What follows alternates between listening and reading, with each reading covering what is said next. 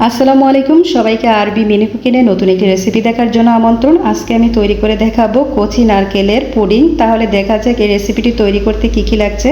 প্রথমে আমি একটি কচি নারকেল নিয়ে নিয়েছি, তারপরে এটার ভিতরের পানিটাকে একটা গ্লাসের মধ্যে আমি ঢেলে রেখে দেব।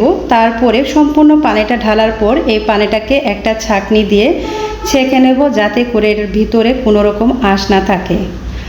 ডাবের পানিটা ছাঁকা শেষ হয়ে গেলে তারপরে দিয়ে দেব স্বাদ মতো লবণ, তারপরে দিয়ে দেব আগার আগার পাউডার। দিয়ে এটাকে চুলায় বসানো আগ পর্যন্ত ভালোভাবে এটাকে নেড়ে মিক্স করে দিতে হবে, তা না হলে এটা দলা পাকিয়ে যাবে। ভালোভাবে মিক্স হয়ে গেলে এখন আমি এটাকে মিডিয়াম আঁচে চুলার মধ্যে বসিয়ে দেব।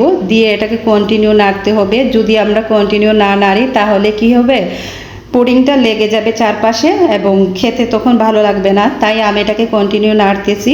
এভাবে করে প্রায় 15 মিনিটের মতন, 10 থেকে 15 মিনিট আমি জাল দিয়ে নিয়েছি। 2-3টা ব্লক ওঠার পর তারপরে আমি এটাকে নামিয়ে নেব। গরম অবস্থায় একটা স্টিলের বক্সের মধ্যে আমি এই পুডিংটাকে ঢেলে নেব।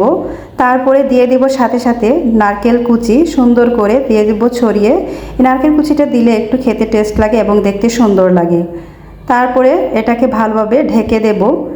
এই পুডিংটা একটু ঠান্ডা হলে তারপরে আমি এটাকে ফ্রিজে রেখে দেবো 1 রাতের জন্য। দেখুন 1 রাত রেখে দিয়েছি, কত সুন্দরভাবে এটা সেট হয়ে গেছে। এখন আমি এটাকে একটা প্লেটের মধ্যে সার্ভ করব।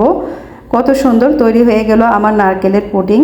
এই পুডিংটা এই প্রচণ্ড গরমের মধ্যে খেতে ভীষণ ভালো লাগে।